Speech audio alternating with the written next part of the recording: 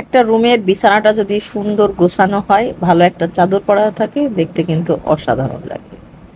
আসসালামু আলাইকুম, শুভ সকাল সবাইকে। কেমন আছেন সবাই? আলহামদুলিল্লাহ, আমরা ভালো আছি। আশা করছি আপনারাও ভালো আছেন।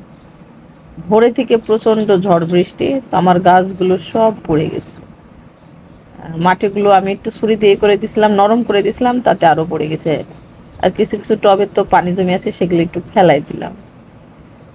গাছ তেমন তেমন না, কিন্তু যতটুকুই আছে আমার মন শান্তি করে, ভালো লাগে দেখতে।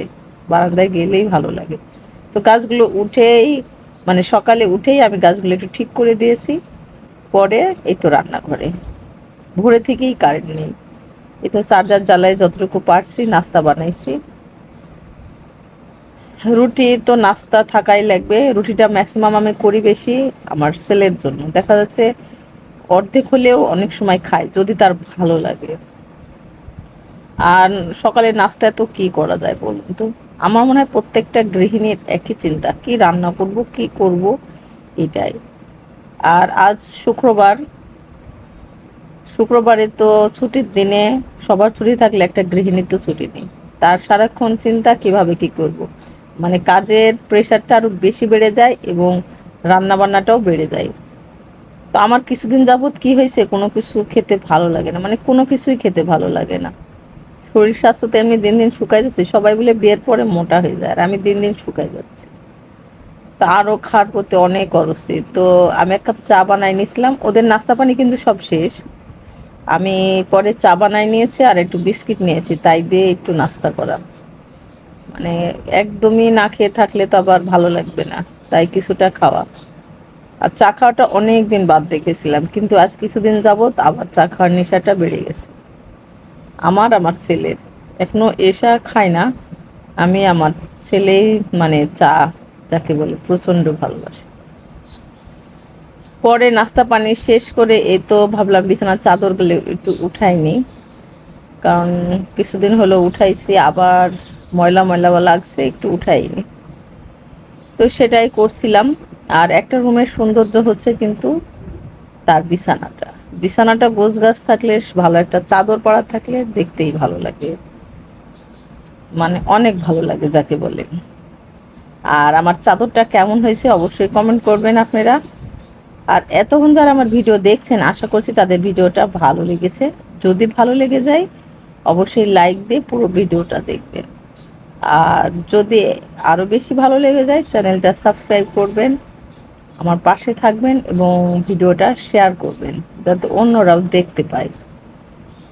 ইদানিং ফেসবুকে নেগেটিভ যে ভিডিওগুলো, তারপরে পরকীয়া বলেন, এই ভিডিওগুলাই কিন্তু বেশি চলে। কিন্তু দেখবেন কত ভালো কন্টেন্ট ক্রিয়েটর আছে, খুব কষ্ট হচ্ছে, কিন্তু তাদের ভিডিওতে কোনো ভিউ নেই। মানুষ বলে যে আমরা খারাপ কিছু দেখি না, কিন্তু আসলে পর্দার আড়ালে এগুলোই দেখে বেশি। আর ভালো যে ডেইলি ব্লগগুলো বা লাইফ স্টাইলগুলো, এগুলো কিন্তু কম দেখতে চাই। এগুলো দেখবেন ভিউ কম, কিন্তু একটা খারাপ কিছু দেখাইলে সেটার কিন্তু ভিউ অনেক বেশি। অনেক মেয়েরাই আছে এমন নোংরা নোংরা সব ভিডিও, কেমন কি বলবো, কিছু বলার নেই। এবং ভিডিওতে দেখবেন তাদের ভিউও বেশি।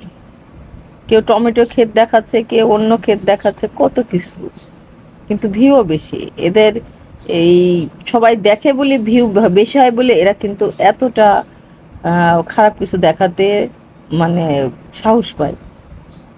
কি বলবো বলুন, কিছু বলার নেই। যাই হোক, আমরা যতটুকু পারি ভালো থেকে ভালোভাবে আমার ডেলি ব্লগগুলা ছাড়ি, যতটুকু ভিউ হয় আলহামদুলিল্লাহ তাতেই খুশি।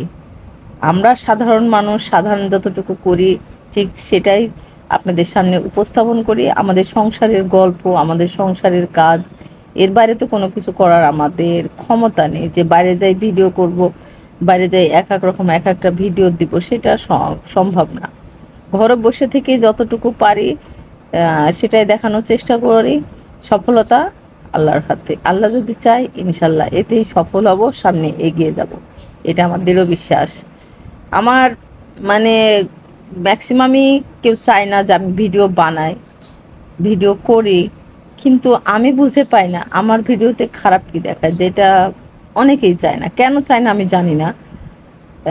ম্যাক্সিমাম আমার শ্বশুরবাড়ির লোকজন যেটুকু করি তো আমি কাজকর্মটাই দেখাই বেশি, কিন্তু এই যে দৃঢ় বিশ্বাস নিয়ে এগিয়ে যাওয়া যে ইনশাল্লাহ একদিন আমি সফল হবই। তো দেখা যাক, বাকিটা আল্লাহ ভরসা। আল্লাহ না চাইলে কোনো কিছুই আসলে হয় না, এগোনো যায় না। তো বিশ্বাস নিয়ে আসি, মানে কাজে লেগে আছি, পরিশ্রম করছি। যদি রিজিকে থাকে ইনশাল্লাহ সফলতা পাবো। তাই শুক্রবার একটু রান্না বান্না বেশি রান্না করলাম। অল্প গরু মাংস তো দেখলেন অল্পই ছিল, সেটাই হাতে মেখেই, আমি সবসময় হাতে মেখেই বসাই দিই, হাতে মেখে পাশের চুলায় বসাই দিয়েছি। এই চুলায় ছোলার ডালটাও করে নিয়েছি। ছোলার ডাল তো সিদ্ধ করে নিলে রান্না করতে দেরি হয় না। আর মুরগির কোরমা করব। এটা মুরগিটা একটু জর্দার রং আর একটু লবণ মেখে ভেজে নেব, ভালো করে ভেজে নিয়ে তারপর সমস্ত মশলা কষায়ে রান্না করব। এটা আমার মেয়ের আবার খুব পছন্দ, তো তার জন্যই করা। আর এসার বাবার একজন গেস্ট আসবে, তো সেজন্য একটু রান্না বান্না বেশি। না হলে এত গরমে এত কিছু রান্না করতে গেলে মানে ঝামেলাই। বৃষ্টি যতই হচ্ছে তারপরেও দেখবেন গরম ঠিকই লাগে। ঢাকায় আলহামদুলিল্লাহ ভালোই কয়েকদিন বৃষ্টি হচ্ছে, কিন্তু দিনের বেলায় ঠিকই আবহাওয়াটা আবার গরম হয়ে যাচ্ছে, রোদ বেশি পড়ছে। তো কোরমার জন্য প্রথমে আমি বেরেস্তা কিন্তু ভেজে উঠাই নিয়েছি, আর বাকি পেঁয়াজ ভাজার মধ্যে আমি পেঁয়াজ বাটা দিয়ে দিছি, আদা রসুন বাটা, তারপরে এলাচ দারচিনি তো দিয়েছি, একটু রোস্টের মশলা, টক দই, একটু শুকনো মরিচের গুঁড়া, একটু ধনিয়া গুঁড়াও দিয়েছি, লবণও দিয়েছি। তো সব কিছু দিয়ে এবার কাঁচামরিচ কয়েকটা দিয়ে মশলাটা ভালো করে কষাই নেব, তেল ছেড়ে দিবে, তখন এই তো মুরগিটা দিয়ে দেবো। যে যেভাবে আসলে রান্না করে রান্নাটা তার কাছে মানে অসাধারণ, কারণ আমার রান্না আমার ফ্যামিলির কাছে কিন্তু বেটার। যেমন আমার মা চাচিদের বলেন, আমার নানি দাদি এদের হাতে রান্না খেয়ে আমরা বড় হয়েছি, মায়ের হাতে রান্না খেয়ে বড় হয়েছি, এই রান্নাটাই কিন্তু ভালো লাগবে বেশি, তাই না? তো যার যার ফ্যামিলি রান্না তার তার কাছে অসাধারণ। তাই আমি কিন্তু কারো রান্নার কখনো নেগেটিভ মানে মন্তব্য করি না, কারণ সেই রান্নাটা তার পরিবারের কাছে ভালো লাগে। তো এটা নিয়ে কখনো নেগেটিভ মনে করা উচিত না। আপনার ভালো না লাগলে আপনি স্কিপ করবে, কিন্তু নেগেটিভ মন্তব্য করা ঠিক না। তো মাংসও হয়ে গেছে, কোরমাটাও হয়ে গেছে, একটু বেগুনও ভেজে নিচ্ছে। বেগুন কাটতে যাই দেখি পোকা বেশি, মানে দামও বেশি সেজন্য পোকাও বেশি, এমন অবস্থা হয়েছে। তো যতটুকু ভালো ছিল সেগুলোই মানে ভেজে নিচ্ছি। বেগুনের চাক ভাজিটা আবার পোলাওয়ের সাথে ভালোই লাগে খেতে, খারাপ লাগে না। তো বেগুনের চাক ভাজিগুলো শেষ করে আমি পোলাওটা বসাই দিয়েছি। এখানে 1 কেজিরও কম ছিল চাল। তো পেঁয়াজটা ভেজে এলাচ দারচিনি দিয়েছি, পরে ভালো করে চালটা ভেজে পরিমাণ মতো পানি দিয়ে এই তো শেষে একটু জর্দার রং দিয়ে আমি দমে দিয়ে দিছিলাম। এখন একটু নাড়া দিয়ে দিব। তো রান্না বান্না আজকে অতটুকুই, যতটুকু পারছি আসলে। এই চুলায় কিন্তু আমার সাদা ভাত হচ্ছে, বাকি চুলায় তো আমি পোলাও বসাই দিয়েছিলাম। তো যাই হোক, তাও 2 চুলা রান্না হয় বলে খুব তাড়াতাড়ি করা হয়। এই তো শুক্রবারের দিনটা আমাদের এরকম ব্যস্ততাই থাকে, আসলে একটা গৃহিণীর ব্যস্ত থাকে। ছুটি সবার থাকলে আমাদের গৃহিণীর কিন্তু ছুটি থাকে না, আরো কাজের ব্যস্ততাটা বেড়ে যায়। তো শুক্রবারের দিনটা আমাদের এভাবেই চলে যায়।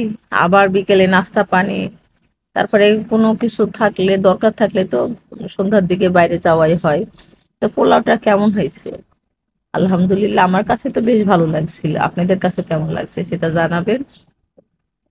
তা আমি সব কিছু টেবিলে রেডি করে, মানে 2টা প্রায় বেজে গেছে, তাই ভাবলাম সব কিছু রেডি করে দিয়ে তারপরে চলে যাবে, যাতে ওরা আসলে বসতে পারে, মানে খেতে বসতে পারে। তো সেজন্য সব কিছু রেডি করে দিয়েছি। এমনই করি আমি সব সময়, দেখা যাচ্ছে সব কিছু টেবিলে এনে রেডি করে তারপরে মানে নামাজ পড়লে নামাজ পড়ি বা গোসল করি, যেটাই করি আগে রেডি করে নিই। তো এই তো মুরগির কোরমা, ছোলার ডাল, গরুর মাংস, সালাদ, বেগুন ভাজি আর পোলাও, এতটুকুই ছিল আজকের আয়োজন। উম, মন শান্তি। খাবারগুলো রেডি করে মন শান্তি মনে হলো যাই হোক রান্না শেষ করেছি। পরে খাওয়া দাওয়া শেষ করে ওনারা মিষ্টি নিয়ে এসেছিল, সেই নাস্তা, ওনারে মিষ্টি, আর আমি রাত্রে একটু দই বসাইছিলাম, তো সেই দইটাই দিচ্ছিলাম। কেমন হয়েছে, আমি তো ঢাকনা খুলি না, এনে বসাইছি, তা আলহামদুলিল্লাহ ভালোই হয়েছে। আহ, মানে আমি বেশিবার কিন্তু দই বসাইনি, জাস্ট 2বার, সেটাতেই সফল। তো সবকিছু মিলাই আজকের ব্লগটা ছিল। আমার জন্য দোয়া করবেন, আমিও আপনাদের জন্য দোয়া করি, আমার পাশে থাকবেন। আল্লাহ হাফেজ, আসসালামু আলাইকুম। আর আমার ভিডিওটা কেমন লেগেছে কমেন্ট করতে কিন্তু ভুলবেন না, আপনাদের কমেন্ট করতে বেশ ভালো লাগে আমার। আর দইটা দেখেন অনেক সুন্দর হয়েছে কিন্তু, বেশ একদম মনে হয়েছে কিনে নিয়ে এসেছি সেরকম ভাবে বসে গেছে দইটা।